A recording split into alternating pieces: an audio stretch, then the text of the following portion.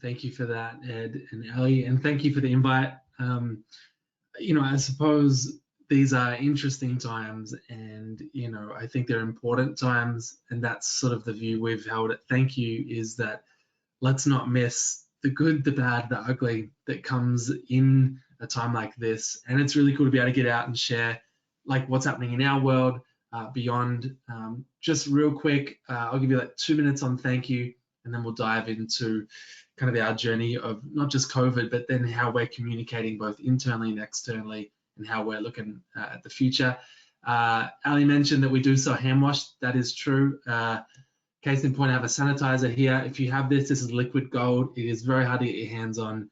I have friends texting me going, hey, just like one case. I'm like, I can't, I've got a bottle, that's about it. But we started in water, and we now have over 50 products. We commit 100% of our profit to helping end extreme poverty. Thankyou came from a simple moment of looking at two extremes, and I was confronted. Our other co-founders were confronted. My wife, Justine, is one of our co-founders. We were dating when this started. This is a high-risk venture from the beginning, but we started looking at the two extremes. One, extreme poverty.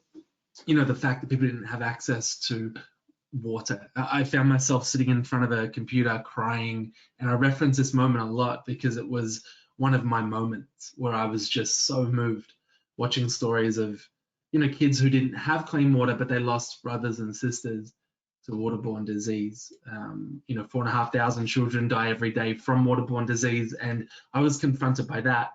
But then also the fact that we were spending like literally trillions of dollars annually on consumer product. And when I saw those two extremes, I saw something I couldn't unsee, which was, what if one could serve the other? Like, what if consumer product could exist to help end extreme poverty? And this whole Thankyou thing was born, and it's been a wild ride. What we do is we make consumer product, and we commit 100% of our profit to water, food, health, sanitation projects. But I think part of the secret sauce of Thankyou has been in the how, and it's really been a movement of people. This simple idea that if we each combine the little we have in our own hands, together we can make a bigger impact. On a small scale, if Ali, Ed, and myself each buy a hand wash, and another million Australians do, that little we have makes exponential impact. We're also partners. We work with Isentia. You guys are using what is in your hand. We're using what's in ours. That works. And we have heaps of stories of this at Thankyou. I'll give you one quick one just to give you a bit of a sense of the movement behind Thankyou. If you're not familiar with this, in year 5 of our story, we couldn't get Thankyou into the supermarkets. And so we launched a little video on YouTube, and we said, hey, everybody, 2 weeks from today, we're presenting to Coles and Woolworths. And for 5 years, they haven't been up for it, but we want to take you to the meeting. Would you upload a video or a post onto their Facebook wall and tell them that if they stock Thankyou, that you'd buy it? And so we saw people singing and dancing and rapping, uploading their videos. Media covered it. We monitored the media covering it. It was amazing. It just took off. And we had 2 helicopter pilots, Peter and Jeff, fly helicopters above their head offices with these big signs. Dear Coles, dear Woolies, thanks for changing the world. Will you join us? And it was an invitation for them to use what's in their hand, the 2 biggest supermarket platforms we have in this country, to join a movement, and they did. And the rest is history. We've got the #1 hand wash and #1 Australian brand in the category, and it's a great story. We're at 5 million. We've just hit 6.9 million, and raised, and that's about to go up, because where we find ourselves with COVID is really interesting. This is, for Thankyou, quite a confronting moment. It feels like after the whole journey, never has it felt so real why we exist. We have seen panic buying, take off, 14-week sales in like 2 weeks, just incredible stuff. This will go down as probably the most profitable period we've ever had in the history of Thankyou in 2 months. And I use the word profit. It could almost feel a little dirty to talk about profiting in a time like this, but this is Thankyou's whole mission. We made clear, it's not public yet, we're working on it, but it'll be potentially more than 11 years profit in a quarter. these numbers are off the charts, and we commit 100% of those to the world's poorest.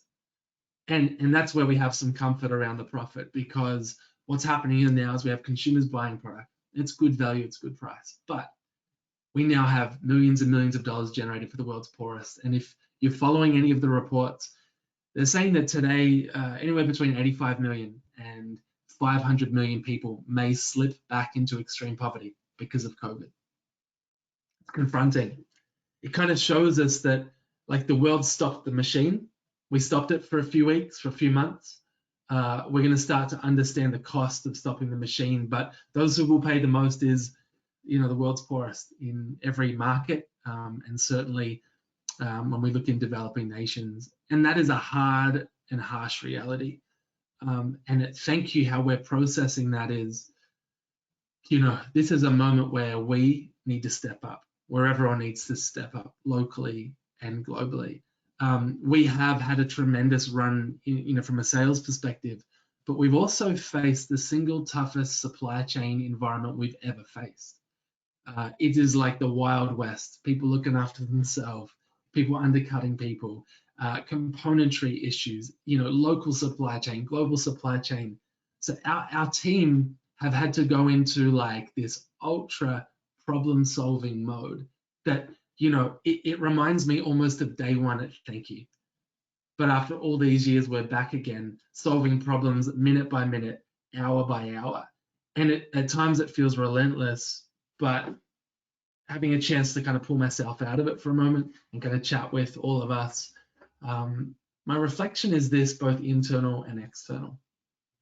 I read an article very early on in COVID. It was out of a group in New York. And they talked about how when COVID first hit, we all thought it's possibly just a blizzard. Blizzards go for a few days. They're kind of a bit more American than they're Australian, but everyone goes inside, they come out, the blizzard's over. But very quickly, everyone woke up to the fact this is not a blizzard. This is likely a season. And seasons like winter would go for 3 months. You go inside, you have to change how you work, you have to change how you operate, but you come out and everything is as it was. But what they propose is this may not be a season. And no one knows the future yet. Macquarie are working on it, everyone's working, everyone's looking for the future. But they said, what if this is the little ice age? And they referenced 1817, a year when it was icy every single day, right through summer. And it fundamentally changed the world, both from an environmental perspective, but how the world operated. And the challenge that I took on reading that wasn't this sort of heaviness of the doomsday of what if it's that, but I took on the challenge of, as an organization and as leaders in our community, we need to mentally prepare for what if it is a longer thing? What if the change is a little bit bigger than anything we have experienced? And really start to think forward and plan forward. And how that translates into our world at Thankyou. In the short term, we've gone from a blizzard to a season. And so the language internally is very much, guys, we're back to a startup. The rules changed, the industry changed, things that were known one day are not. So internally, we've got that, flexibility. We have probably woken up to the fact that it's like everyone's a startup again, even governments. If we're honest, everyone's a startup. Like everyone's trying to, like who you served hasn't changed, and why you serve them hasn't, but how you operate. I mean, we're all meeting on this thing that this webcast didn't exist, a couple of months ago. So we're all figuring out how to do it differently. And that's the big call out internally, is that I think externally, we've taken an interesting approach, and like, we're not perfect, we're just exploring, but we've asked this question, what's in our hand? At Thankyou, we have profits in our hand for our partners, all around the world, and even locally here in parts of Central Australia. So that's one thing we have in our hand. Another thing we have in our hand is our communities, so our social media platforms, and we've kind of just gone with this whole idea of hope. And what if we stopped kind of marketing the product as we have, and just made this platform available to the people, to us as a nation, to highlight stories of hope, and not just the big ones that make it onto kind of the main sites, but local stories, local heroes. And so we've been doing that, calling it Flip to Hope, and it's been really cool seeing the stories and the engagement coming through from community. I think for us, that was about staying true to our brand. Thankyou is a movement by people for people. And it's like at times I wonder if we turn some of our platforms into like kind of professional marketing machines when maybe we need to go back to our roots. And actually that's what we're finding, both culturally, operationally, from a marketing communications, we're going back to the core, back to the values. And that's the good that can come from a really tough situation globally, I think for all of us, is actually to take a moment to look inwards and then with that, have the courage to try new things, to put the webinar on, to put the hope out there and it might fail, it might not, let's go, right? To actually take bold steps, because the reality is our world does need light, it does need hope, and it needs leadership. And I think that you know, the world are looking to individuals, but they're looking to organizations to be creative. And now more than ever, I think people are forgiving of failures. So let's stop that fear of failure and let's try things, let's go. That's certainly what we're doing at Thankyou. And we're even having now a conversation about the other side of this, not having a conservative approach as we come out of it, but kind of going all in. And what does that look like? And that's a bold concept internally, but that's where we find ourselves. So Ali, back to you, but thank you. Awesome, thank you, and thank you, Ed. So we have got at least 6 minutes now for questions, and I can see that a couple of those are coming through already.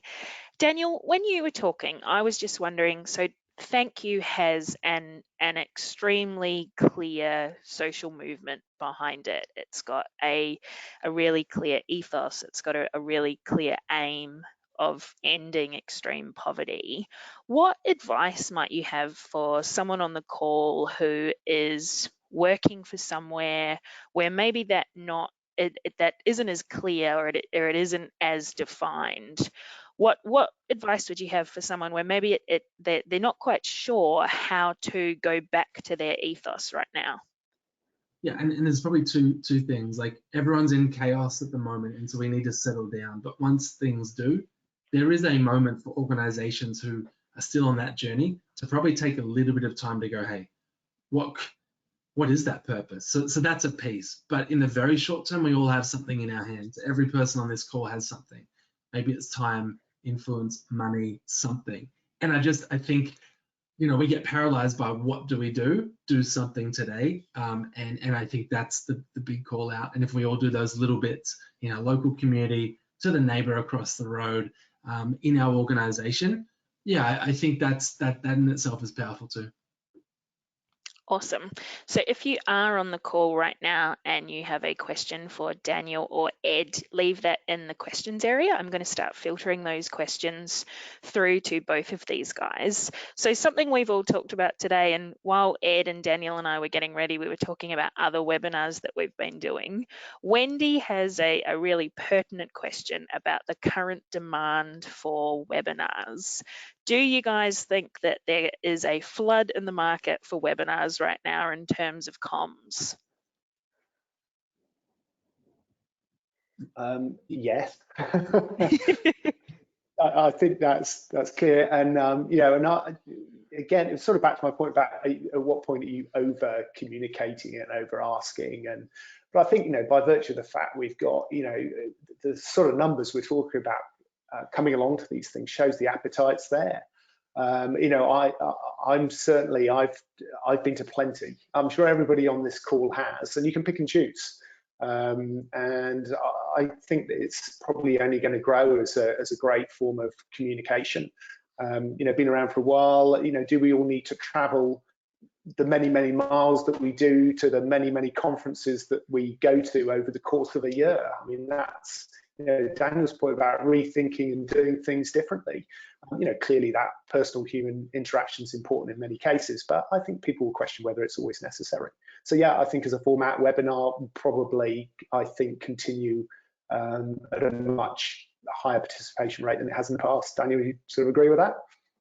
Yeah, 100%. And I think conferencing has changed forever because we all just realized you can Zoom, you can go to webinar, like whatever it is, but you can do it and it works. Yeah, Awesome. So I've got another question that's come through from Ludwina, and that question is about, when do you think the time is that people will start looking for ways to move forward? When will they start planning for what's next? What's your take on that one, Daniel? Look, I like, we were wrestling with this whole timing thing, and I think everyone's trying to predict the future of like, but what's the moment and when do we all, you know, like, I think at the end of the day where we've got to a Thankyou is like, we're planning. We just, like, any spare time we have that's not firefighting, problem solving, and there's a lot of that, but we've got to carve out time for planning, because this could be 3 weeks and then everything's like, it pops up, or it could be months, but we don't know that, but we need to plan now. So I think that's been our approach anyway. Awesome. Daniel, this is another one that is for you from Elise at Compassion Australia. And she is asked, she's just wondering what your cultural values are at Thankyou. Our cultural values. Okay, so at Thankyou, we talk about our purpose being empowering humanity to choose a world without poverty. And this whole idea of empowerment speaks to kind of external, but also internally. We want a culture that's empowering of our team. Our cultural values are, we talk about teamwork, pioneering. We're a pioneering organization. This is who we are. Integrity, super old school. People like, you don't need to have it. Turns out after our history, it's so valuable to have it in there. And passion, you know, like compassion, we are looking for a culture that is so passionate about the product, about our partners, about the impact, about the people we serve. And so, you know, these are the things that guide us, and, you know, yeah. Awesome. So Chelsea is interested in both of your thoughts on this, but I might throw to you first, Ed. What do you think will be the greatest opportunity for businesses moving forward during this little ice age? Oh, okay. That's a big question, isn't it? The greatest opportunity. Yeah, for businesses moving forward right now. Yeah, there's so many, aren't there? I think the obvious stuff's around digital economy, isn't it? And online and all the rest of it. But maybe I won't go there. Maybe I'll come back to some of the comments around people and how we think about our workforces. And that's back to, you know, is it possible for us to do things a different way? And, you know, with work from home, again, we're quite a distributed workforce across 11 countries, so we're relatively used to you know, communicating remotely. But I think this just fundamentally changes everything in terms of us being able to rethink how roles are done throughout the organisation. To be honest as well, it's a bit of a wake up in terms of areas we may be dependent on people where we don't need to be, or suppliers we don't need to be. And I think we will probably look to accelerate even further some of the investment in automation in certain parts of our business. So, you know, I think it focuses the mind on some of those elements as well. Awesome. So Daniel, we were talking before about some of those marketing campaigns that you've worked on in the past with helicopter pilots and massive social movement. Stella has asked, is there anything you've observed about key pivots in the way that either individuals or organizations are marketing and branding in these COVID times? Yeah, I mean, I think we've noticed, certainly in the consumer space, a lot of brands like leading with heart. You know, we, in our brand values, when we think about how do we bring the brand to life, we talk about, you know, this idea of revolution, unconventionality, heart, and we're seeing heart. I mean, you know, LVMH, Louis Vuitton brings out sanitizer for free to frontline health workers, and a heap of companies did that. That's great. A whole bunch of others have just gone to make sanitizer and sell it at 100 times or 10 times the value. That sucks. So you're kind of seeing like some brands are like the best of humanity, some it's like, really? But that's what happens in crisis, you know, and you know, who knows all the backstories. But I think we are seeing a lot more heart. I think it's going to get harder in the sense that I think we're all going to wake up to the gap between the haves and have-nots locally and globally, more so as the economic piece kicks in a little harder than maybe what we've felt so far. And I think that's when, yeah, it's important that brands kind of hold that up, that course. But yeah, we'll see what happens. interestingly, talking about heart, Daniel has asked a question in the chat area, and he's wondering about how we can address the fatigue that some of the Australian public might be feeling with that "we are here for you" speak in advertising. I think I saw something on Media Watch about, we're all in this together, having been absolutely everywhere. How do you still have heart but be original at the same time? I think, I mean, look, we're early in this. I do think, like, even Thankyou, we've got to go, cool. So we've opened the platform up to hope. Is this adding value? Is it not? Are we adding to noise? That's not helpful. That's busyness, even our own team and also everyone else. And so I do think it's a great call out. I think noise for the sake of noise doesn't work, and I think everyone gets desensitized. And so, we need to pull back in a sense and reevaluate. I think everyone does. I think, yeah, it is going to get tiring. It already is in many ways. And then there'll be the pleas for help from many, many different social and economic groups. And that's going to be tiring as well. Charity fatigue kicks in. And so that's the great challenge to any communicator. How do I cut through when there's noise? So we had noise before COVID. It was different noise. And it was, but now we've got this noise. And again, back on every leader and organization is how do I cut through? And sometimes it's going left when everyone's going right. Awesome. We've got so many awesome questions coming through the chat area, but I'll probably only got time for a couple more. This is a question from Tiffany at MS Queensland, and she says a hello to you, Daniel, and hopes that you guys are all doing okay. But she's really interested in some of your thoughts, and I think this could probably be another whole webinar on its own, but what might the delayed effects for this look like philanthropically? Like what could the hit look like in this space and for fundraising in general? Yeah, I mean, this is such a good question. It could and maybe should be a webinar. It is a really difficult thing to face up to. The fact that I think coming out of this, everyone, particularly the younger generation, are going to realize, oh, I didn't know I was meant to have 6 months or a year's savings in case the world stopped. Like, so when we come out of it, everyone's like, and that's discretionary spending, that's giving, that's generosity. So that's where it's going to hit. We're already talking to a lot of charities and a lot of funders who seem to be having that more reserved approach as you would. There is a lot of talk about it could hit really hard. And there's two ways to process that. One is to shut off to that and just go, I can't handle. And like that happened, like I've done that. But then the other thing is to go, cool, if that's coming, what are we doing? How are we shifting? How are we pivoting? And I do think it is a reality, and we're certainly hearing that from many around the world. And so I think that's the great challenge. To thank you to MS, to everyone. How do we pivot? How do we find a way when the tidal wave is gonna hit? Awesome. This is probably our last question, and this is an internal comms piece. So Ed, I might throw to you first, and then Daniel, if you've got any thoughts before we wrap up. And so Rebecca's question here is, how are we dealing in internal comms when we've got staff who are really feeling the precarity here? So with long-term uncertainty of the pandemic, but also the upcoming recession. So if we've got a group of people internally who are really feeling those insecurities, how should we be communicating with them? Yeah. Oh, so Ali, I think the obvious answer to this is the approach we've always taken is with as much transparency as we're possibly able to.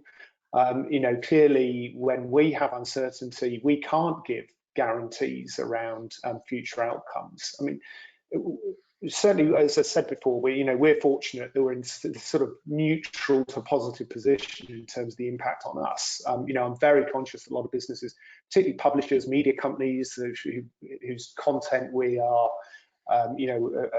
processing, those businesses are in real difficulty with a great deal more uncertainty, and I don't envy them. But I think all you can do is be open, honest, transparent to the degree at which you're able to. Again, being a listed company does mean that there are limitations around some of that. but I think explaining decision making, I go to great pains to talk about how we are thinking about things at a, at a sort of macro level. I go to great pains to talk to people about the specific impact on the business, what we're seeing and hearing from clients, providing anecdotes from, our experience of our sales team on revenue, asking for people's help around costs. Those are the sort of things that we're communicating all the time, and trying to just give people a sense of exactly where we are, even if I can't, put a specific number on it. Just provide that directional guidance, and doing it in a very human way. I mentioned already that I do a video call. Obviously, we have big global meets where everybody dials in, and we get the executive team to summarize their areas. So just ramping up comms in totality allows people to understand where the business is at, even if we can't say for every individual, this is the position you're in right now, and this is where you're likely to be in a month or so's time. But again, I just keep stressing we're in a good spot, high demand for the products, and Daniel's obviously at that end of the spectrum, the extreme end of the spectrum. Very conscious it's different, very different for a lot of other organisations. Yeah. Do you have any final thoughts on internal comms, Daniel? You do, because you're already talking. Go for it. No, I think everything Ed said is, what we're trying to put in practice as well. And I think it's really important, that transparency. I think vulnerability, I think teams need to see, how challenging this is for leaders. There's still the stability piece you have to bring, but I think that vulnerability is so critical at a time like this. And then the final thought, we're driving to work one day, and Justine, our co-founder, and I'm driving to work, and she said there's one line around how hope is the antidote to uncertainty. And we're just unpacking it. And I just thought it was a really wise statement, because we can provide hope as leaders, and that's not wishful kind of head in the clouds kind of hope. That's not appropriate. But I think looking for ways to find hope and to lead people to, any glimmer of hope you can in the business, or maybe this is the time where you get creative about giving people a little bit more time to, upskill in a different area, because the work is starting to dry up, but you have a window of time to give them space to, upskill or to learn or to help out another team. There are ways to kind of bring that hope in, and I just think that that's a really powerful concept. That's beautiful. That's a really nice note for us to wrap up on. Oh, that was the question slide. We've already done our questions. So thank you everybody who has stayed and come to hang out with us today. I have really loved talking to Ed and talking to Daniel. I think Wendy with her webinars question predicted something for us. We're going to move this session from being weekly to being fortnightly. So in 2 weeks' time, I'm going to be talking to Campbell Fuller from the Insurance Council of Australia, and he's going to be sharing some of his thoughts around what it has been like for him working in different types of crisis. Natural disasters definitely come to mind.